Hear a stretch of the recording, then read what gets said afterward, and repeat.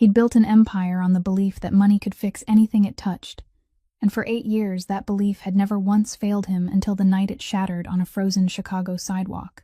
Knox Hartley was 35, a man whose name was spoken in whispers across the city's underworld, and everything about him was carved from cold control. The tailored black coat that fit like armor, the gray steel of his eyes that never flinched, the silence he wore heavier than any weapon.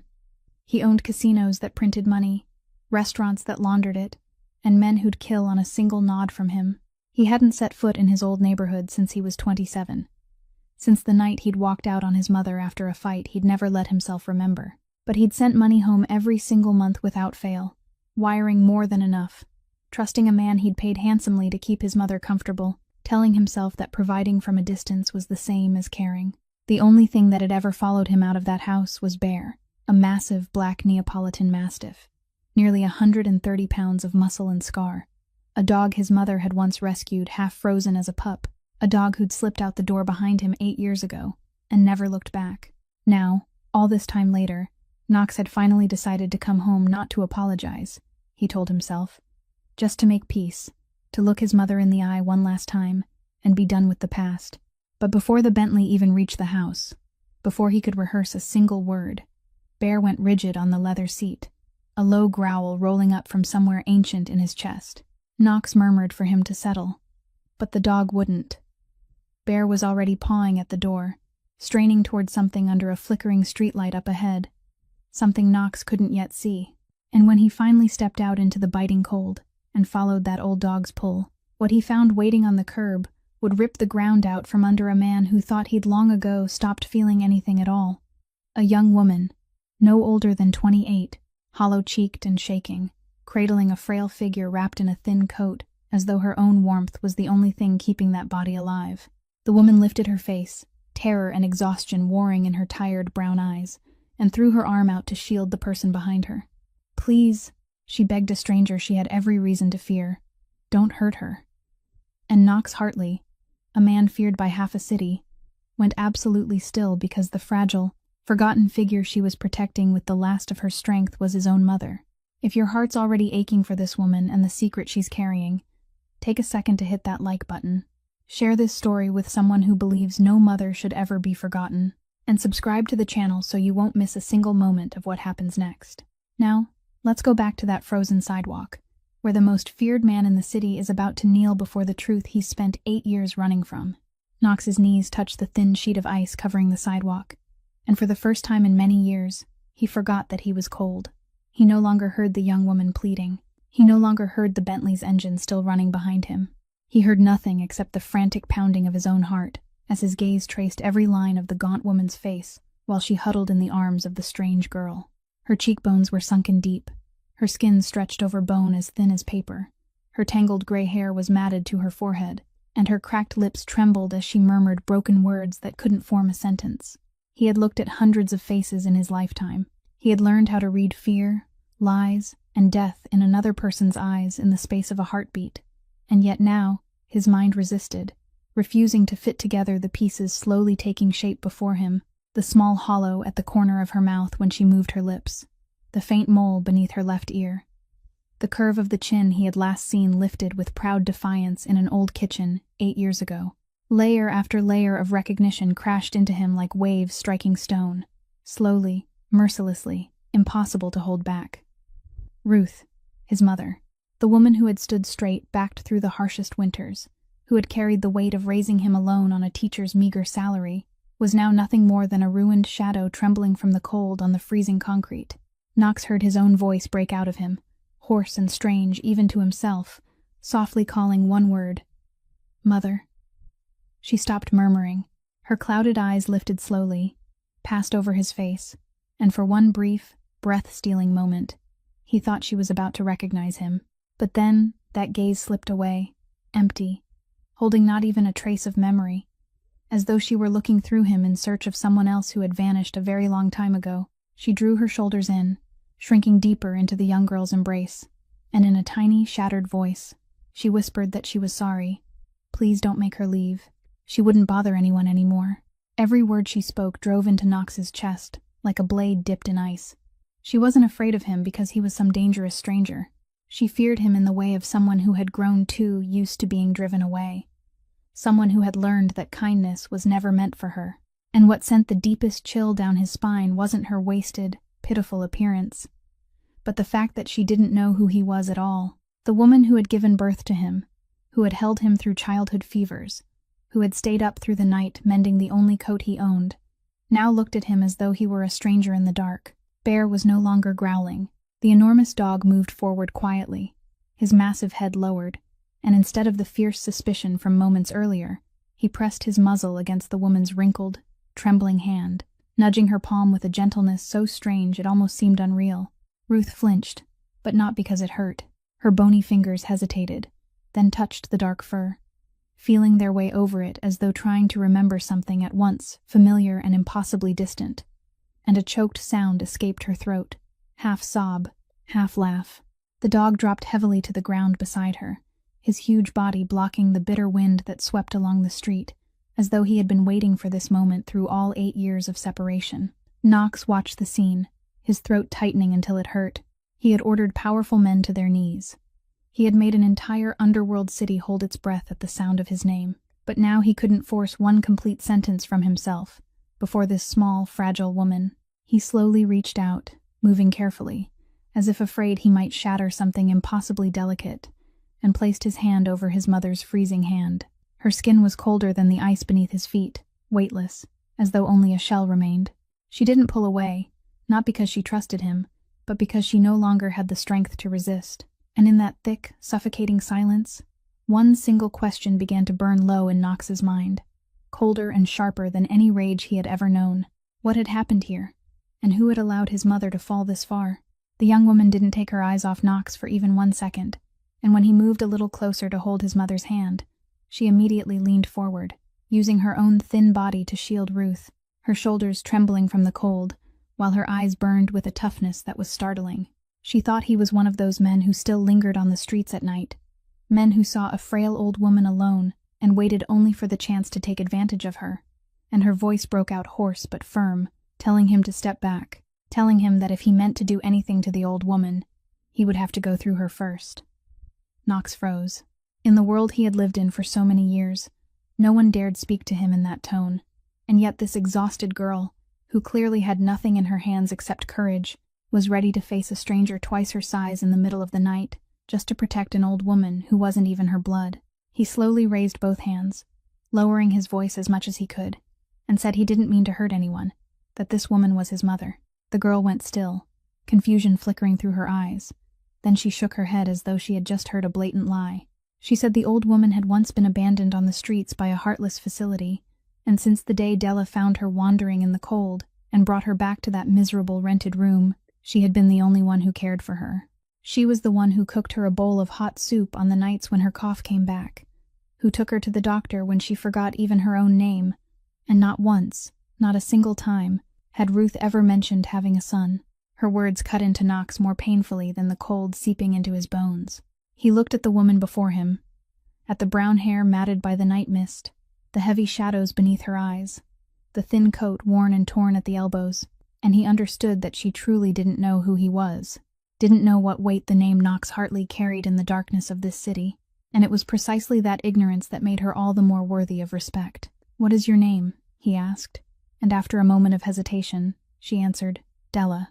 Just one name, no surname," as though she had grown used to people not bothering to remember her. Just then, from the darkness near the brick wall, a faint sound rose, the soft stirring of a child, and Knox only then noticed that a few steps away there was an old stroller with rusted wheels, and inside it a little girl was waking up in fear from Bear's low growls, whimpering softly with her cheeks flushed pink from the cold, shivering despite being wrapped in layers of blankets. Della immediately turned back toward the stroller, her mother's instinct making her forget for a moment even the danger in front of her, and she gently pulled the blanket higher over her child.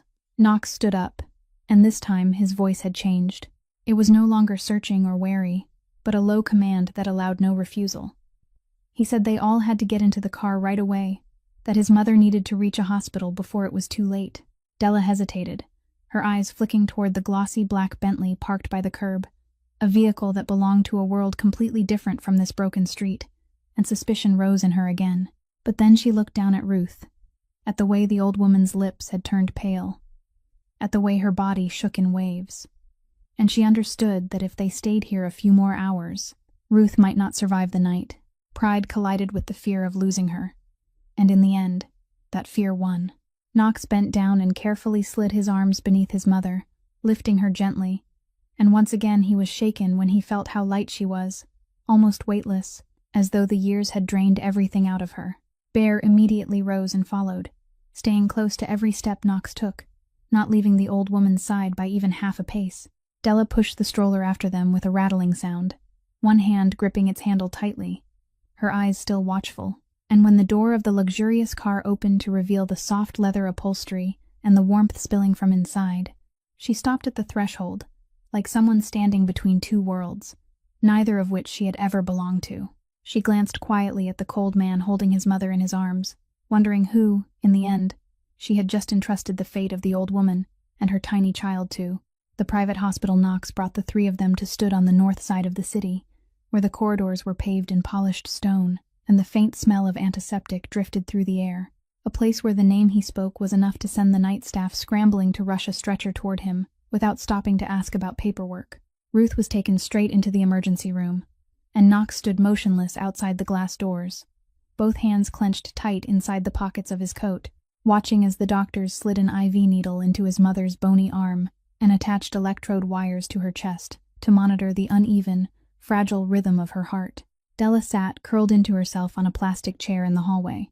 The stroller stopped close beside her, one of her hands still resting lightly on its frame where the little girl slept, while Bear lay flat before the threshold of the hospital room, his massive head set on his front paws, yet his eyes remained open, following every shadow that passed by, not allowing anyone to step too close without lifting his head in a low, silent warning.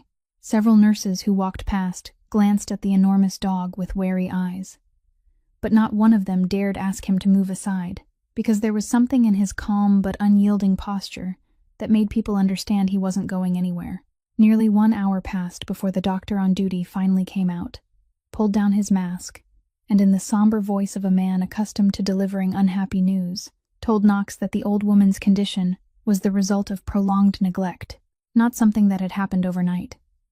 She was severely malnourished, her body depleted of nearly every essential nutrient, and her blood sugar had dropped to a dangerous level. Her heart carried a chronic illness that should have been controlled with medication, taken faithfully every day, and yet from the blood tests, it was clear she hadn't taken her medicine in a very long time, causing her heart to grow weaker and weaker. And there was something else, the doctor said hesitantly, that the confusion, disorientation, and failure to recognize loved ones she was showing all bore signs of memory decline that had progressed through many stages without examination or medical intervention, something that could have been slowed if it had been detected early. Each word he spoke felt like a cold stone dropped into Knox's chest.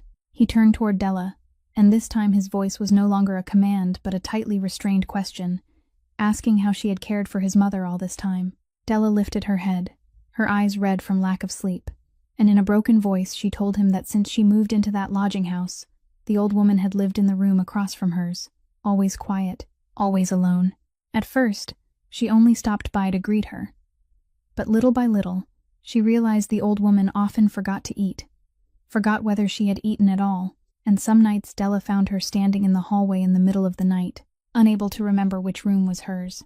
She said she didn't have much, that her meager wages were barely enough to keep herself alive, but whenever she managed to cook a pot of porridge or buy a loaf of bread, she always shared a portion with the old woman, took her to the public hospital when she fell, and sat beside her bed on the nights she burned with fever, and called out the name of someone Della had never known.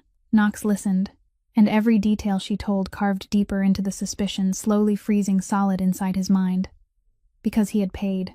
He had sent large sums of money home regularly every month for all those years.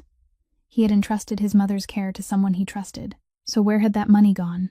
Where had her medicine gone? Where had the decent home she should have been living in gone? So that she was left to waste away in a ruined, rented room and be kept alive by the kindness of a poor stranger instead of by the very money he had sent.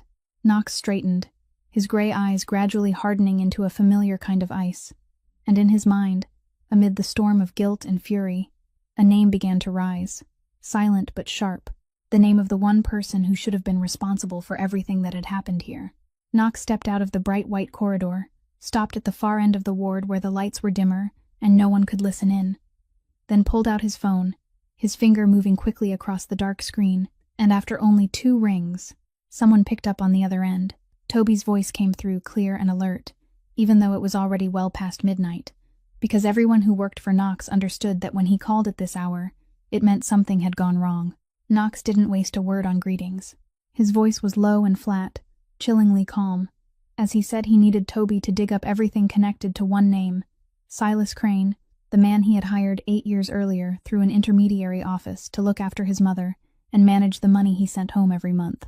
He wanted to know every transaction, where every cent had gone, whose name every asset was under, every contract the man had signed, and he wanted all of it before sunrise. The other end went silent for a moment. Then Toby asked whether something had happened to the old woman, and for the first time in the call, Knox paused for half a second before answering, a hesitation so small that only someone who had served him for years, someone as close and trusted as Toby, would have noticed it. Yes, his mother was in the hospital, and he needed to know why. After hanging up, Knox stood motionless beside the window, looking down at the city stretching beneath him, its sickly yellow lights flickering through the night mist, and for the first time in many years, he felt something unsettled inside his chest, a faint and smoldering instinct he couldn't give a name to. Because Silas Crane had always been a man polished to perfection, a courteous gentleman in sharply pressed suits with a calm smile, someone who had sent him regular reports every quarter, brief lines saying that the old woman was still healthy, still being properly cared for, still living comfortably in the house Knox's money had built for her. He had skimmed those reports between hundreds of other matters. He had believed them without once doubting them, because to Knox, money had always been able to buy peace of mind, and a man paid generously had no reason to betray him. And yet now, standing in the cold corridor of the hospital, he realized how terribly wrong he had been to believe that distance and money could replace presence. He ruled an underworld through fear, a world where no one dared cheat him out of even 1 cent, and yet within his own family, with the very woman who had given him life, he had allowed a man to slip past his eyes for 8 long years without him knowing a thing.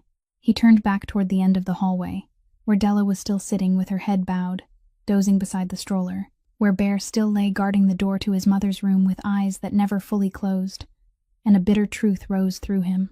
The man he had paid to care for his mother had abandoned her in the middle of a winter night, while a poor stranger who owed him nothing had risked herself to keep the old woman alive. Knox clenched his fist inside his coat pocket, feeling that familiar layer of ice rising once more into his eyes, the kind of coldness that had terrified every man who had ever stood against him, because he knew with perfect clarity that once the name Silas Crane had surfaced in his mind like this, that man, no matter where he was hiding in this city, had officially run out of places to go. Before the sky had even begun to pale, Toby called back, and from the unusually heavy weight in his voice alone, Knox already knew that the news he was about to hear would be worse than anything he had prepared himself for. Toby reported that the house Knox had once paid for his mother to live in, the small house with a backyard where she was supposed to spend her old age in peace, had been transferred and sold almost 2 years earlier. The paperwork had been handled so skillfully that it would have been difficult to uncover without digging deep, and every dollar from the sale had flowed into intermediary accounts before vanishing without a trace. The money Knox had faithfully sent home every month, instead of being used for medicine, food, and a caregiver, had been drained the moment it arrived, quietly redirected through a chain of sophisticated transactions into Silas Crane's own pockets. And most cruelly of all, when the old woman's confusion grew severe, when caring for her became inconvenient and she no longer held any value to be exploited, he had pushed her into a cheap, wretched nursing facility on the edge of the city, paid a few months in advance as a token gesture, then cut ties completely, until that very place, when it didn't receive another cent, quietly shoved her out onto the street, the way people throw away a broken thing. Toby went on to say that according to what he had traced, the old woman had likely wandered the streets for some time before she was found, and if not for the woman named Della taking her in these past years, she probably wouldn't have survived until tonight.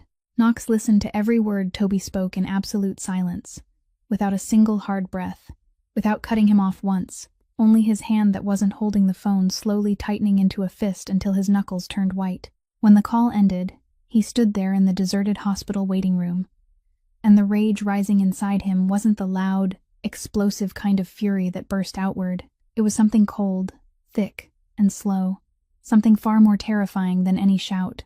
He thought of his mother's hollowed face, of her frozen hands that no longer recognized her own son, of the image of her huddled on the sidewalk, begging a stranger not to drive her away, and he thought of the courteous man with his lying reports that had arrived steadily for 8 years.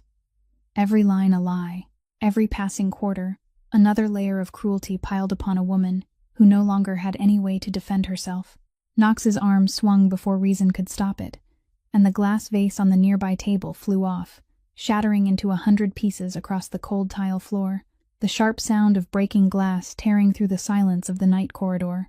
A nurse poked her head out in alarm, but when she met his eyes, she quickly withdrew, and Bear lifted his head from the doorway of the hospital room, his ears standing straight, though the dog didn't bark, as if he understood that this anger wasn't aimed at anyone present here. Knox stood still, looking down at the scattered shards of glass beneath his feet, his chest rising and falling, and he forced himself to draw a long breath, pressing the fury back down beneath the shell of control he had spent his whole life forging, because he knew clearly that unrestrained anger was a luxury he couldn't allow himself right now, that breaking things or killing in a rush of heat wouldn't save his mother, wouldn't reclaim what had been lost, and would only make him lose the sharpest weapon he possessed, his cold calculation. He slowly opened the hand he had clenched so tightly, bent down, picked up a sharp piece of glass, then set it gently back on the table, and when he lifted his head, his gray eyes had returned to their usual frightening calm, the calm of a man who had just silently delivered a sentence. And in his mind, only one thought remained, sharp as a knife, that Silas Crane would pay for every day the old woman had suffered, but not with a hurried bullet in the night. He would pay with something far longer lasting, and far more deserved. When the gray dawn began to slip through the hospital windows, Ruth had been moved to a quiet private room, her heart beat steadier thanks to IV fluids and medication, and Della had finally managed to doze for a little while in the hard chair, her head resting against the side of the stroller where her daughter was still sleeping deeply. Knox stood looking at her for a moment, at the woman in the worn, torn coat, and the shoes whose heels had been rubbed nearly flat, the woman who had done in his place what he should have done himself, and in his mind, in the way he had always handled everything in life, gratitude was instantly converted into a number. When Della woke, he walked over, pulled a check he had already signed from inside his coat, placed it on the small table in front of her, and in the calm voice of a man accustomed to giving orders, said that this was his thanks for everything she had done for his mother, that the amount written on it was enough for her to pay off every debt and live comfortably for a long time. He thought she would tremble, would choke out her gratitude, would snatch up the check the way someone drowning reached for a lifeline in a sea of misery, because that was the reaction he had seen in hundreds of people when they stood before his money. But Della only looked at the check for a moment, then lifted her eyes to him, and what made him go still was that there was none of the hunger in her gaze that he had expected, only something that looked almost wounded. She pushed the check back toward him, gently but firmly, and said she didn't need this. Knox frowned, thinking he must have heard wrong, and he said bluntly that the amount could be higher if she wanted, that he wasn't a stingy man. But Della shook her head, and this time, though her voice was tired, it was steady. She said she hadn't cared for the old woman to be paid, that through the past 2 years she had never once thought there would come a day when someone would press money into her hand for it. She had sat with Ruth on nights when the old woman burned with fever, not because of money. She had shared the last bowl of porridge in her home, not because of money, but only because Ruth was a human being, a lonely human being who needed to be treated like one, and if she accepted this check now, then everything she had done would be turned into something with a price, and she wouldn't allow that to happen. Knox stood in silence, and for the first time in many years, he didn't know what to say. In the world he lived in, everything had a price. Every loyalty could be bought.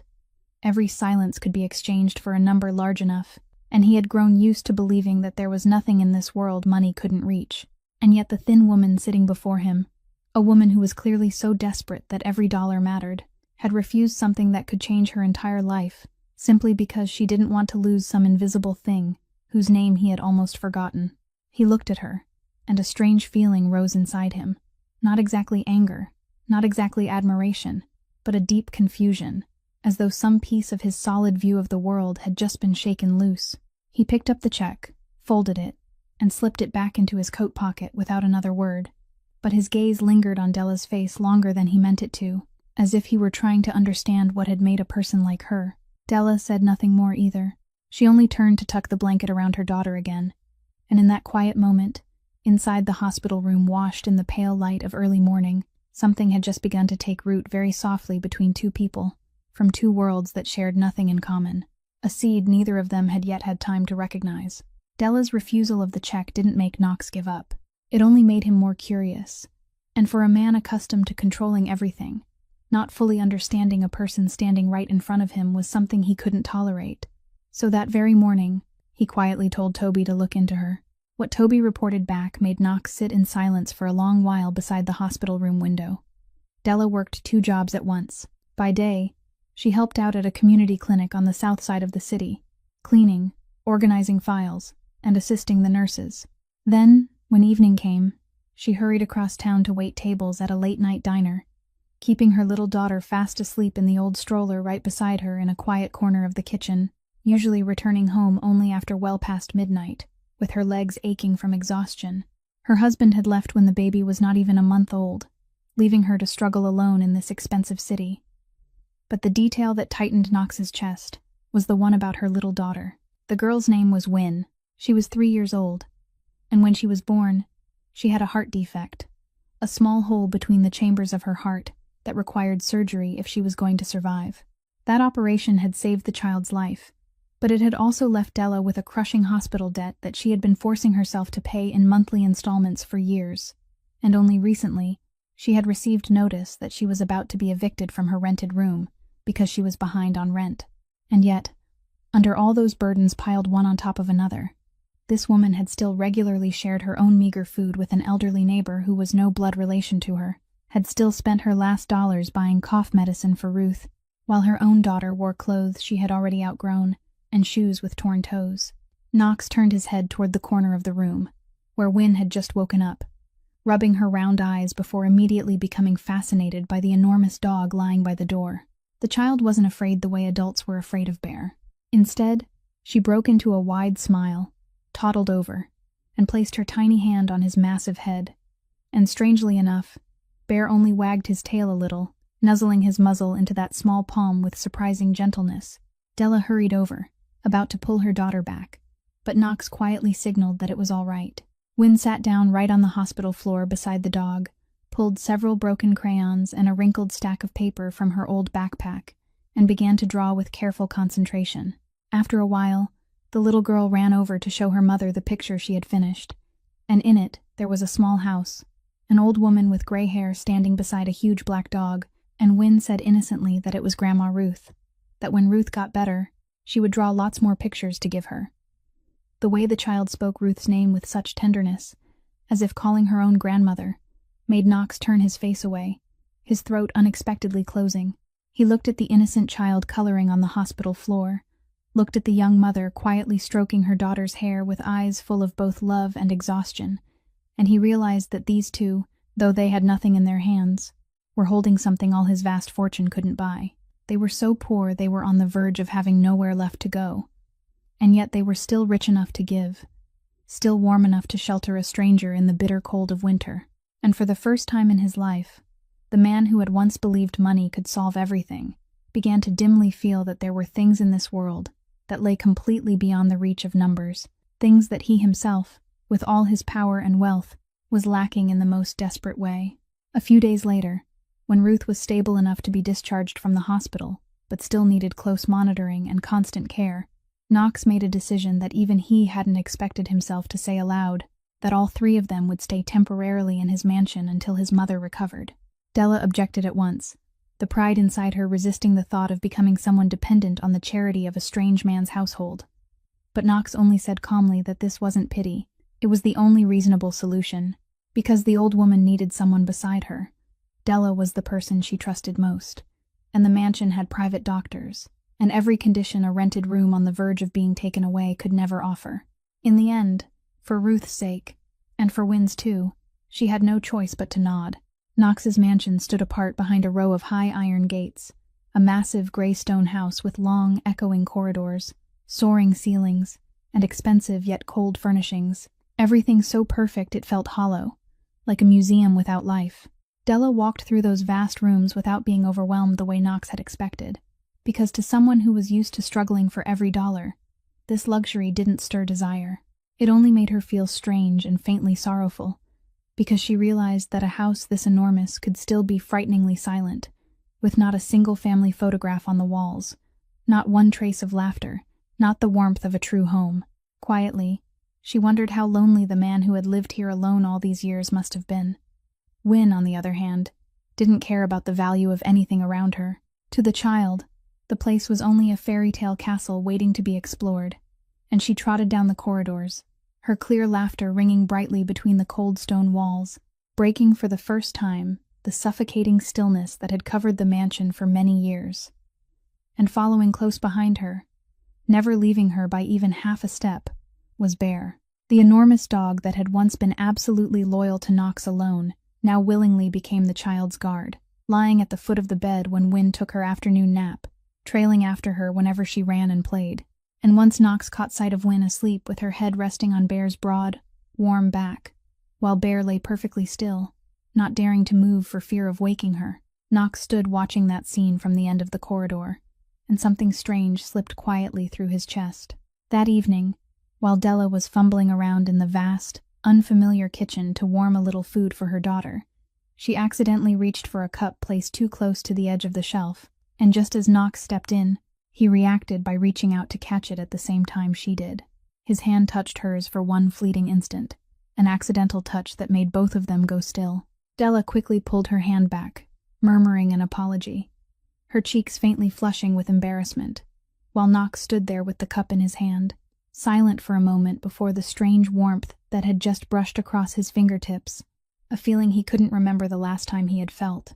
He set the cup down, cleared his throat, said a few bland words about whether the old woman had taken her medicine yet, then turned and walked away faster than usual, leaving behind a kitchen that now felt a little less cold than before, and a vague question that both of them deliberately chose to ignore.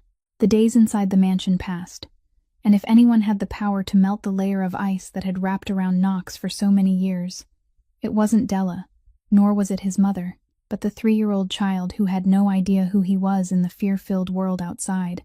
Wynne didn't look at Knox with the wary eyes every adult who had ever faced him had worn. She only saw in him a tall man who was always accompanied by a giant black dog, and in her innocent imagination, she gave him a name of his own.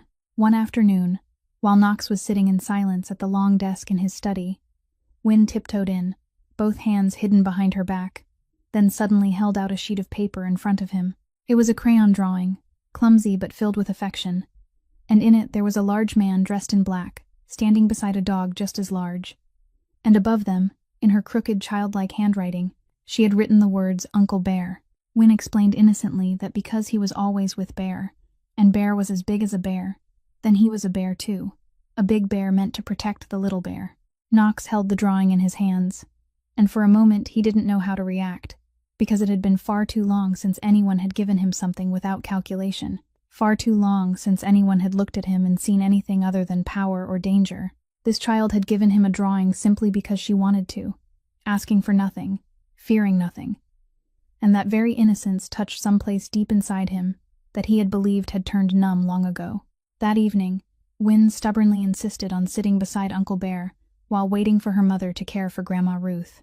She brought along her whole stack of drawings and her pile of broken crayons, sat on the rug at his feet, and drew with absorbed delight, chattering as she worked, telling him all sorts of rambling stories about school, about the stray cat behind the diner, about her dream of one day having a dog as big as Bear.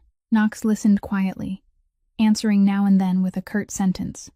But little by little, he realized he had set down his pen and folded his work papers closed, so he could watch every awkward stroke of the child's crayon. Then, without either of them noticing when it happened, Wynne's voice grew softer, her eyelids drooped, and she leaned her head against his arm and fell asleep, her breathing warm and even, her tiny hand still loosely holding a piece of crayon. Knox sat perfectly still, not daring to move, his breath catching as he looked down at the tiny hand curled against his arm, and he lowered his eyes to the innocent sleeping face beside him, a face with no defenses at all, completely trusting her safety to a man the entire city feared. A strange emotion rose thickly in his throat, a tenderness he had buried for so long that he had almost forgotten it had ever existed. Very gently, he reached for a soft blanket nearby and carefully draped it over the child, the movement awkward, like a man who had never done such a thing before. Della stepped out of Ruth's room at that exact moment, and she stopped short at the threshold when she saw the scene before her. The cold, frightening man she had always guarded herself against sitting absolutely still because he was afraid of waking her daughter, his eyes resting on the child with a softness so deep she almost didn't recognize him as Knox. In that moment, something inside Della stirred faintly, and the wall of defense she had built around herself began to crack in one small place, because she understood that a man who could be that gentle with a child must still have a heart somewhere deep inside, beneath all that ice, a heart that hadn't gone completely cold. That night, after carrying Wynne back to her room and tucking the blanket around her, Knox couldn't sleep. He went out to sit on the back porch of the mansion with Bear lying at his feet, and for the first time in many years, he allowed the memories he had always kept locked away to return. He remembered the night he left home when he was 27, remembered the small kitchen warm with the smell of baked bread where his mother had stood. Ruth's face then still bright and full of strength, her eyes looking at him, not with anger, but with a heartbreaking pain, even more terrible than fury. She had known, because somehow a mother always knows, what path her son had stepped onto, that the money he had begun bringing home wasn't clean, that the world he was entering would swallow him whole and turn him into someone she would no longer recognize. She had begged him to stop. She had said she would rather live poor for the rest of her life than watch her son trade his soul for power, that she didn't need a single cent of that kind of money.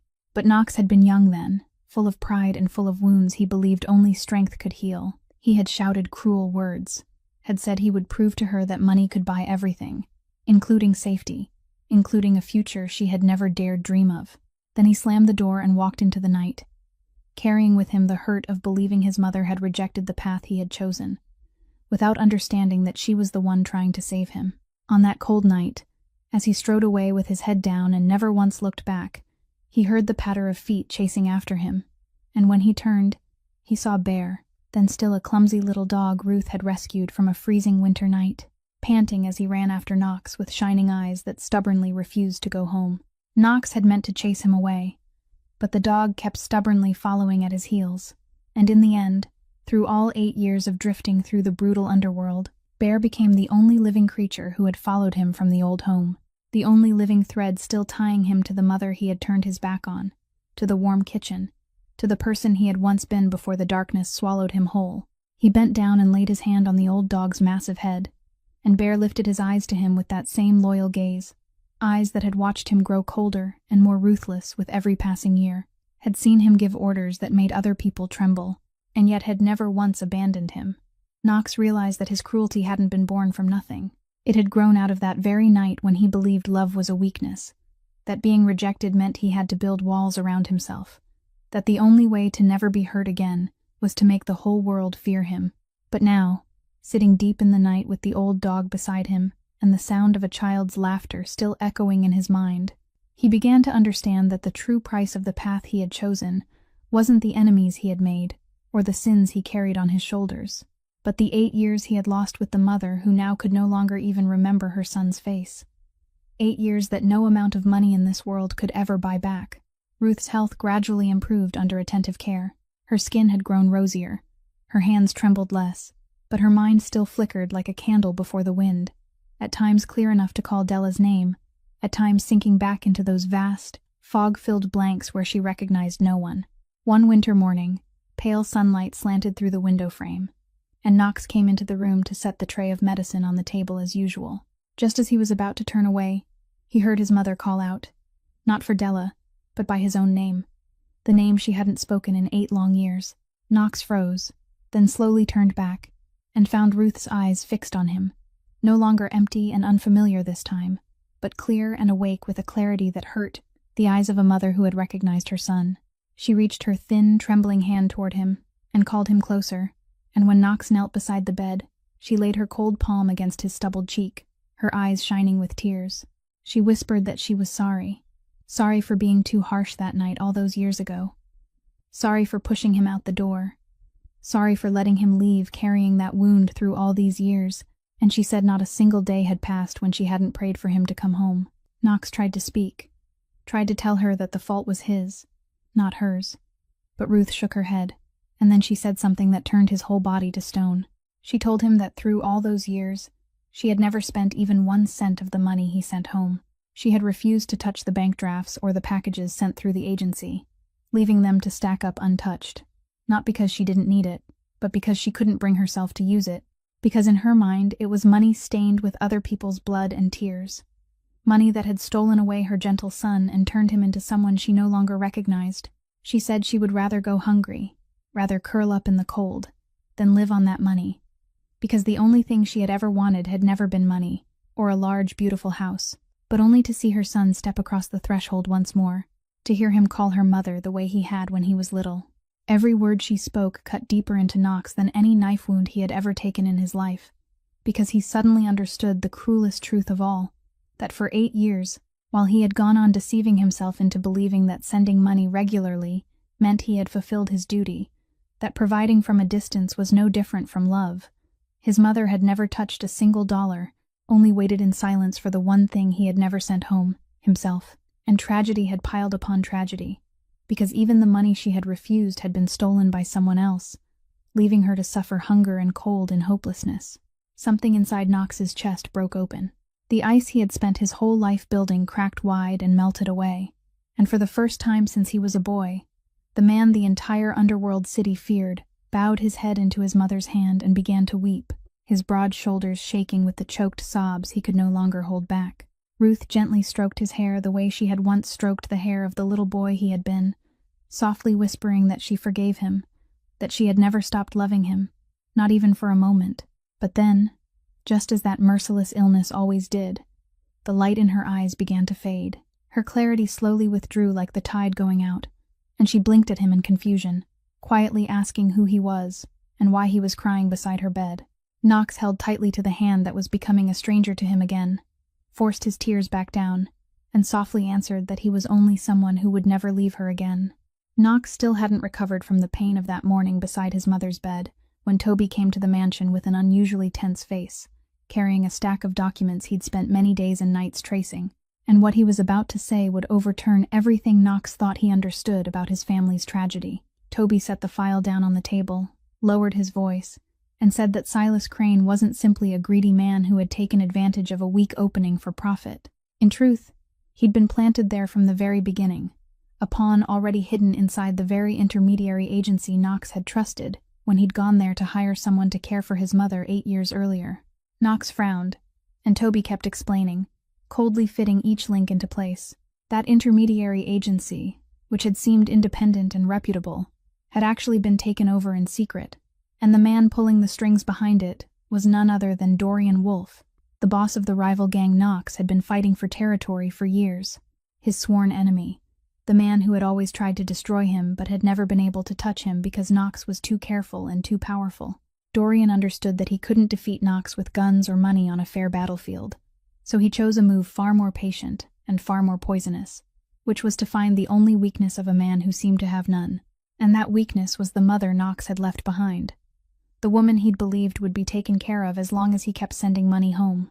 Dorian had quietly arranged everything so that when Knox went looking for someone to look after his mother, he'd unknowingly hire one of Dorian's own people, and Silas had been sent in not to care for Ruth, but to watch her, to hold her, to turn her into a dormant piece on the board, waiting for the day he would be activated. Silas's theft of her money and property was only the side reward he'd given himself while he waited, a filthy greed layered over a cold conspiracy, making his nature even more contemptible, without leaving even the smallest trace of anything worthy of pity. Toby said Dorian had probably meant to save that piece for the decisive moment, to use Knox's mother as leverage to force him to his knees, but the old woman's worsening confusion and the fact that she'd been pushed out onto the street had nearly ruined the entire plan, and that was also why Knox had stumbled upon the truth earlier than his enemy expected. Knox sat in silence and listened, and the more he heard, the farther the cold inside his chest spread, because he realized that his mother's suffering hadn't been a random disaster or some cruel twist of fate, but the deliberate result of a hand that had been setting a trap for him for 8 years right under his nose, while he hadn't known a thing. While he'd believed he was controlling an entire underworld empire, his enemy had quietly slipped deep into the very heart of what he treasured most, turning his own blood into a hostage without firing a single shot. This time, the fury inside Knox wasn't a sudden burst of anger that wanted to smash things. It had hardened into a cold and unmistakable resolve, because now he understood that this wasn't only about demanding justice for his mother from a treacherous caretaker, but a life-and-death confrontation with the most dangerous enemy of his life, a man who'd proven he was willing to target even an innocent old woman to achieve his purpose. And Knox knew that with an opponent like that, this game couldn't end until one of them fell. In the middle of those tense days of preparing for the confrontation with Dorian, Knox realized that Della's presence in the mansion had become the only thing that made his heart settle. Late at night, when the whole house had fallen asleep, the two of them often crossed paths by accident in the kitchen, and the scattered conversations that had begun awkwardly at first slowly grew longer, deeper. Della told him about the exhausting night shifts at the clinic, about the constant fear that one day she wouldn't be strong enough to care for Wynne, and Knox, for the first time in his life, found himself wanting to listen to another person without calculating what benefit they might bring him. One night, when Della happened to mention that she had once dreamed of becoming a real nurse but had been forced to give it up because of the weight of survival, Knox caught himself looking at her longer than he should have, watching the way the yellow light fell across her tired face, a face that still shone with resilience, and a strange warmth rose in him that left him unsettled. But the moment he realized it, he hurriedly raised the familiar wall again, because he understood exactly who he was, understood what his hands had been stained with, and he told himself that someone like Della, clean and decent, deserved something far better than a man like him. As for Della, she also felt the vague affection growing inside her, and it left her both confused and afraid, because she had once trusted a man enough to give him her heart, only to be abandoned without mercy, and now the man making her heart tremble was someone who lived in a world of darkness she couldn't possibly understand. So the two of them remained caught between the longing to move closer and the fear of being hurt one more time, with neither daring to cross that fragile line. But the warmth just beginning to bloom inside the mansion didn't last long, because Dorian Wolfe had started to make his move. One morning, the gardener found a dead crow placed neatly in front of the iron gate, a silent message in the language of the underworld that Knox understood better than anyone. Then, a few days later, one of his restaurants was visited by a group of strange men who came in to cause trouble before leaving, stealing nothing, taking nothing, only leaving behind a blank white business card on the counter, exactly the way Dorian used to remind his enemies that he could reach anywhere, at any time. Toby reported that Dorian's men had been seen lingering near the old neighborhood where Della used to live, and also near the clinic where she worked during the day. Knox immediately tightened security around the mansion, doubling the guards, but an unease rose inside him that he had never known before, because for the first time in his life, he had things to lose: a mother he had only just found again, a child who called him Uncle Bear, and a woman who had quietly slipped into the heart he had thought had turned to stone. He understood that Dorian had seen it too, that the man was silently watching and measuring where the weakest place might be before striking. That night, standing by the window and looking down at the brightly lit yard and the shadows of guards on patrol, Knox clenched his fist and told himself that he wouldn't let his enemy touch those people again, even if he had to sacrifice everything he had built. But deep inside, a cold instinct warned him that Dorian wouldn't aim at him. He would aim at the new weakness Knox had just revealed. Knox's instinct was confirmed in the way he least expected, when Toby returned with a new discovery that even he found staggering. While digging deeper into every possible connection that might lead Dorian to target the mansion, Toby had traced a name from Della's past, the name of the former husband who had abandoned her years ago, and when he compared it with the records of men who had once been tied to Dorian's gang, he discovered that the man had been a desperate gambler who had borrowed enormous sums from Dorian's underground casino, then skipped out on the debt and vanished, leaving behind a blood debt that had never been paid. Toby placed the file in front of Knox with caution, because he understood that this information could throw everything into chaos. For one brief moment, a dark thought passed through Knox's mind. Whether Della's appearance in his mother's life had not been entirely accidental, whether she might be part of the trap, another piece Dorian had planted. But the moment that thought began to rise, Knox felt disgusted with himself, because he had seen her refuse the check, had seen her give food to his mother, had seen the look in her eyes when she stroked her daughter's hair, and no actress in the world could fake that kind of decency. That night, he decided to speak plainly with Della, to place the truth on the table instead of letting it quietly gnaw away at the fragile trust that had only just begun to grow between them. When she heard Knox tell her everything, Della's face went pale, then broke open with shock and pain. Trembling, she said she had never known her former husband had been involved with men like that he had always hidden everything from her, leaving her only debts and a tiny child when he suddenly disappeared in the middle of the night. Through tears, she told him that strange men had come knocking at the door of her rented room a few years earlier, asking about her husband's whereabouts in threatening tones, and she had been so frightened that she kept moving from place to place, working herself to the bone just to protect Wynne from a past she didn't even fully understand. She hadn't known that her accidental move into that lodging house, her accidental place beside Knox's mother's room, was a cruel coincidence of fate, or perhaps a link Dorian had quietly been watching for a long time. Knox looked at the woman sobbing before him, and every trace of suspicion inside him vanished completely, giving way to a deep understanding and a strange ache of tenderness. He realized that the two of them, though born from two separate worlds, had been bound together by the same enemy, pushed into tragedy by the same ruthless hand, into a fate neither of them had chosen. He stepped closer, and instead of the clumsy words of comfort he wasn't used to saying, he simply placed a hand on her shoulder, a rare gesture of sincerity, and told her that she and Wynne wouldn't have to run for even one more day, that as long as he was alive, no one would be able to touch either of them. Della lifted her eyes to him through her tears, and in that moment, amid fear and hurt, she saw in those cold gray eyes a sincere protection that no one had offered her in far too long. The fragile trust between them, instead of being shattered by this bitter truth, was tested and then made stronger, because both of them understood that from this moment on, they were no longer facing the darkness closing in around them alone. Although Knox had tried hard to persuade Della to stop working for a while and stay inside the mansion where it was safe, her stubborn pride wouldn't let her become completely dependent on him, and she still insisted on keeping her night shift at the community clinic 2 evenings each week, saying that the poor patients there needed her, and she couldn't abandon them. Knox had no choice but to yield, on the condition that he always send people to drive her there and bring her back. But on that fateful night, a staged disturbance at one of his casinos on the other side of the city forced his guards to divide their manpower, and in that brief opening, Dorian made his move.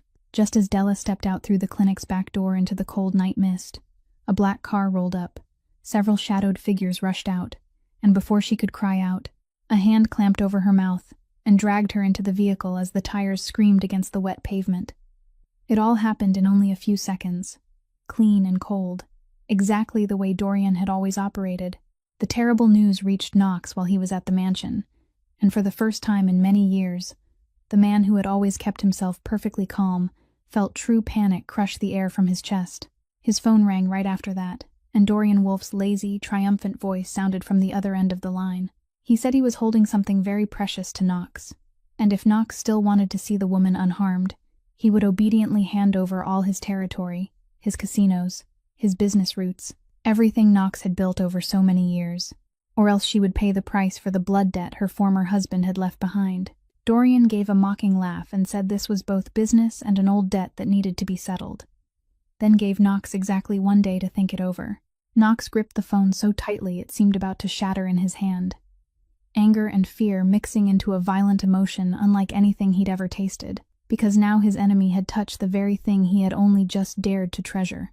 In the middle of that storm inside him, the first thought that flared in his mind was Wynne, and he hurried toward the child's room. Relief rushed through him when he saw that she was still sleeping peacefully in the warm room, completely unaware of the nightmare unfolding outside, with Ruth dozing lightly beside her, and at the foot of the bed, Bear lying on guard, his ears upright, his eyes gleaming in the darkness, his massive body like a fortress, wall of protection.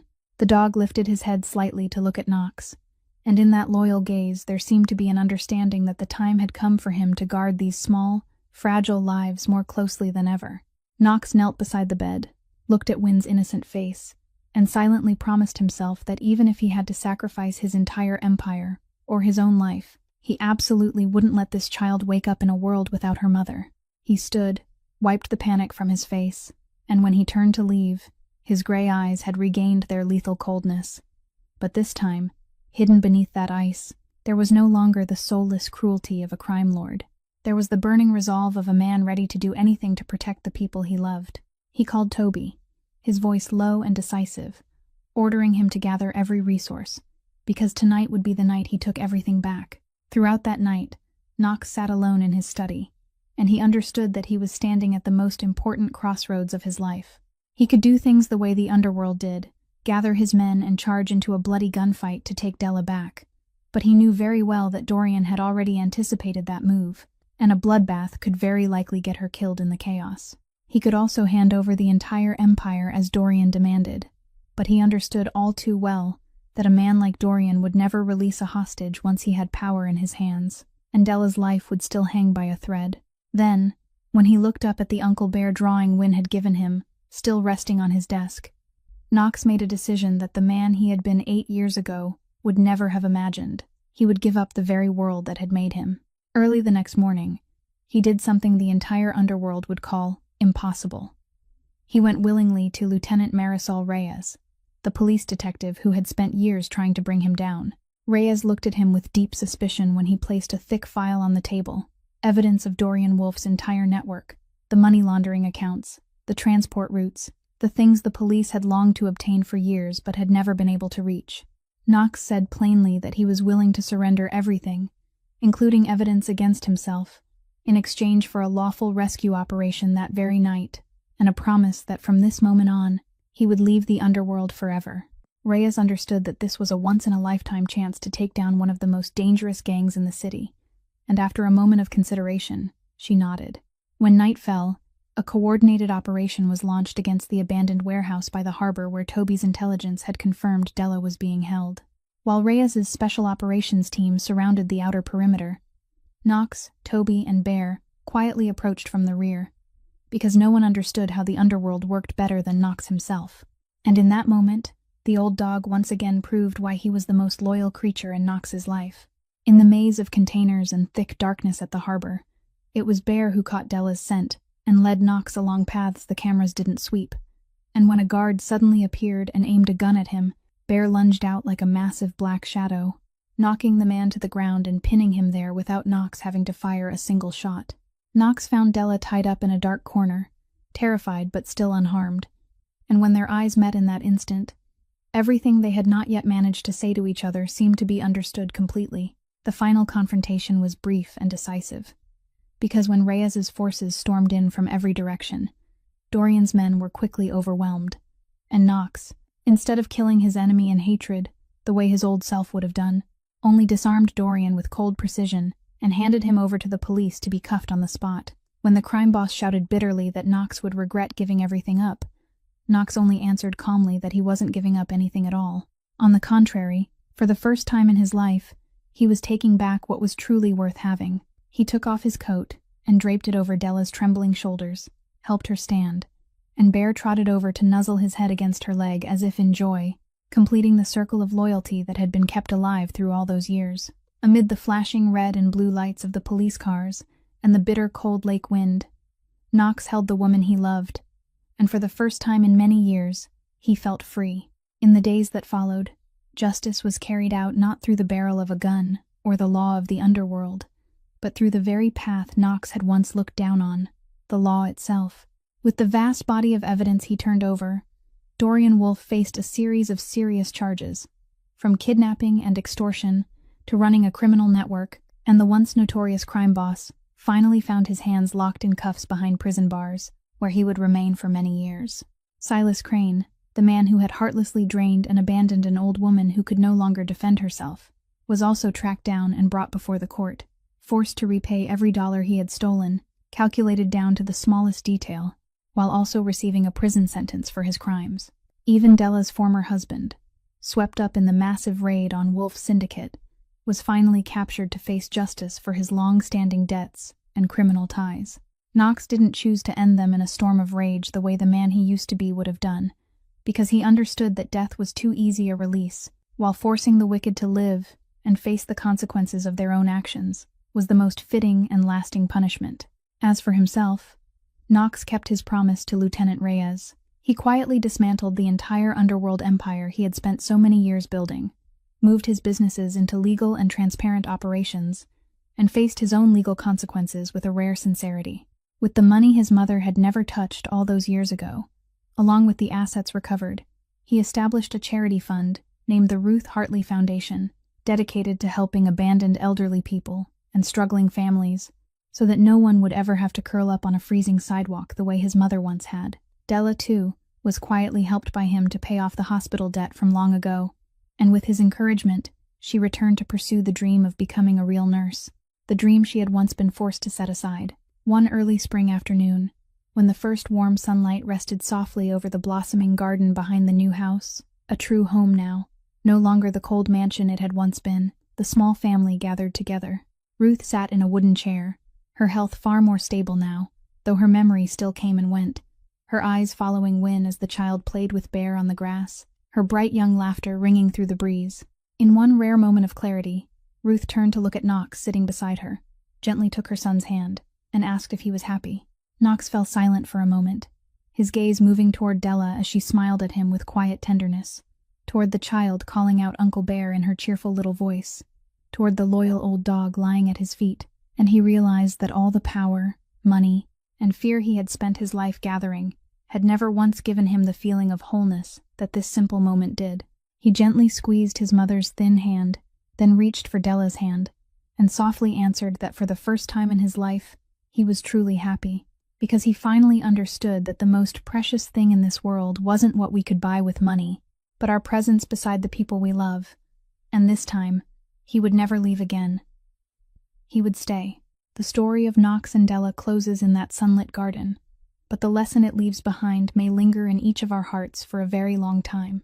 Sometimes, in the rushing current of life, we become so busy chasing money, fame, and power that we forget the people we love most need only our presence, a hand to hold, a meal shared together, a sincere question asked with care.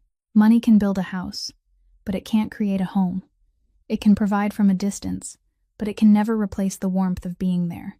This story also reminds us of something simple, yet deeply meaningful, that human dignity and kindness are priceless, that a person, no matter how poor, can still be rich in the way they give love, and that sometimes the one who saves our life isn't the strongest or most powerful person, but the kindest one, the one who knows how to respect others. If this story has touched your heart, please click the subscribe button for our channel, like and share this video, so we can spread these meaningful messages together, and so you won't miss the moving stories we bring to you every day. How do you feel about this story? And what does it make you think of in your own life? Is it possible that sometimes we, too, accidentally forget to make time for the people we love? Please leave a comment and share the feelings from deep within your heart, because we always cherish every story and every feeling you choose to share with us. Thank you for spending your time listening all the way to the very last moment. May everyone watching this video always have good health, a joyful and peaceful life, and days filled with love beside your family and loved ones. Goodbye, and we'll see you again in the next videos.